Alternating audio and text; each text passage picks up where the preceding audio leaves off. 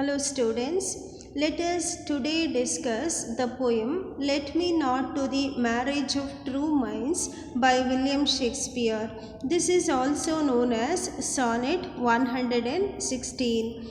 Shakespeare wrote 154 sonnets and 37 plays. As we all know, sonnet is a short poem of 14 lines with a fixed rhyme scheme. It is of Italian origin and seems to have originated in the 13th century. There are two major types of sonnets, Shakespearean sonnets and Petrarchan sonnets. Petrarchan sonnets have two parts, octave and sestet. Octave contains 8 lines and sestet has 6 lines.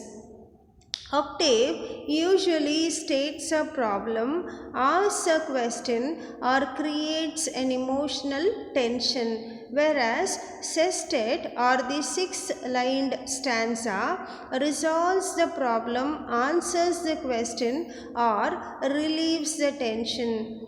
The Shakespearean sonnet or the English sonnet was introduced by Sir Thomas Watt and Henry Howard, Earl of Surrey, in the 16th century.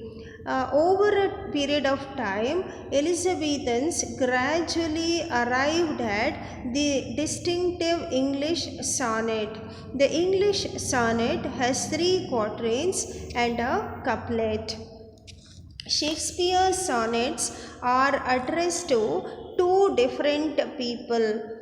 They are fair youth and dark lady. The first 126 sonnets seem to be speaking to a young man with whom Shakespeare was very close. As mentioned earlier, this person is known as the fair youth of Shakespeare's sonnets, whose identity is unknown. The remaining 28 sonnets are addressed to a mysterious woman who is usually referred to as the Dark Lady of Shakespeare's sonnets. Now, let us read the poem. The first 2 lines read like this: Let me not to the marriage of true minds admit impediments. In these 2 lines, Shakespeare uses the metaphor of marriage to compare it to true, real love. He is saying that there is no reason why two people who truly love should not be together. Nothing should disturb or create impediments in their way. So, whenever there is a marriage of true minds, there shouldn't be any disturbance or hindrance to such a marriage. Here, the Shakespeare doesn't say people, he uses the term minds. So, whenever there is true love between two minds, nothing should come in the way of them being together. Now we all know the meaning of this term impediment. It means hindrance or obstruction in doing something. Let us read the next few lines. Love is not love which alters when it alteration finds or bends with the remover to remove. In these lines, the speaker of the poem says that true love does not change, it does not alter. Even if someone tries to remove it, nothing will change it. Love does not stop just because something is altered. So, in these lines, we understand that love is constant. Nothing can bring about a change in it. Everything may change, but love continues to remain as it is. Here, the poet tells us what love is not. Something that changes with time is not love. What remains constant is love. Next few lines. Oh no, it is an ever fixed mark that looks on tempest and is never shaken. It is the star to every wandering bark, whose worth is unknown, although his height be taken. The speaker tells his readers that love is something that does not shift, change, or move. It is constant and in the same place.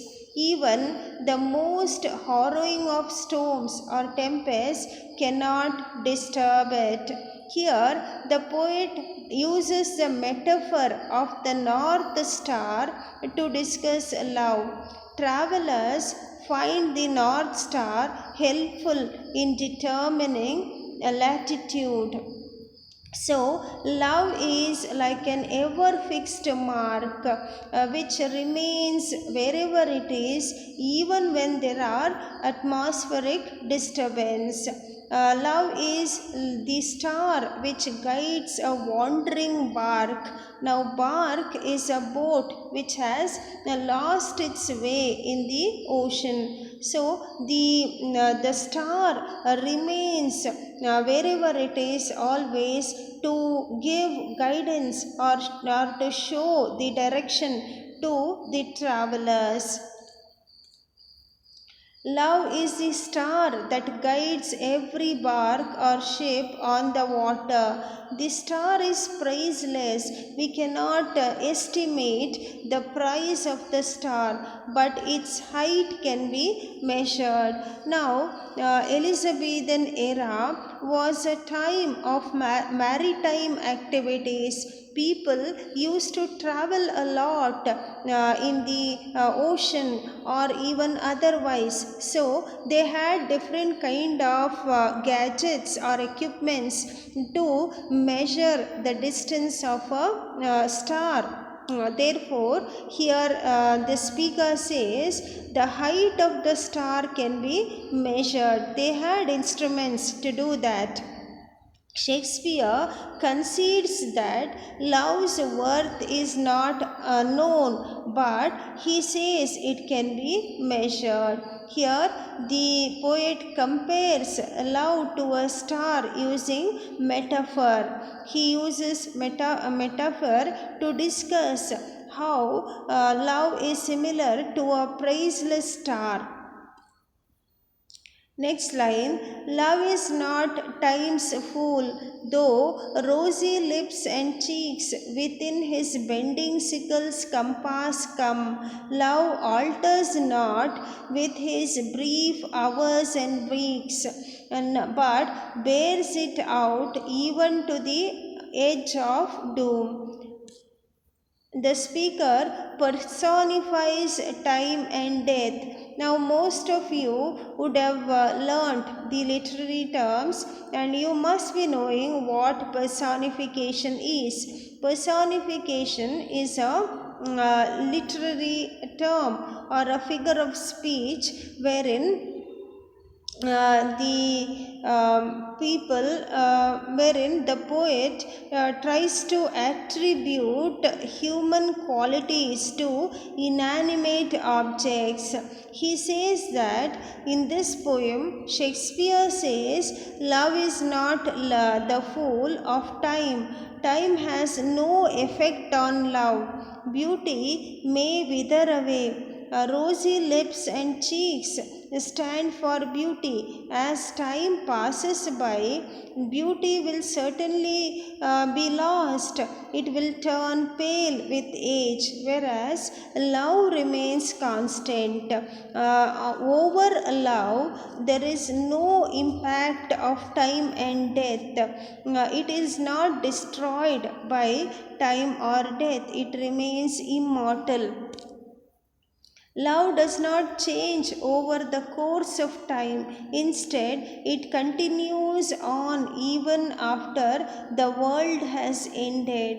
Even after the end of the world, love remains. It lives forever.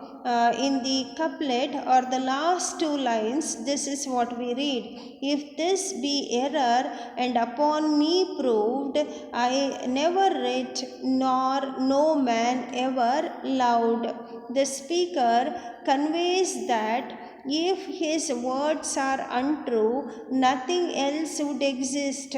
The words he wrote about love would have never been written, and no man would ever loved before. The speaker is convinced that love is real, true, and everlasting.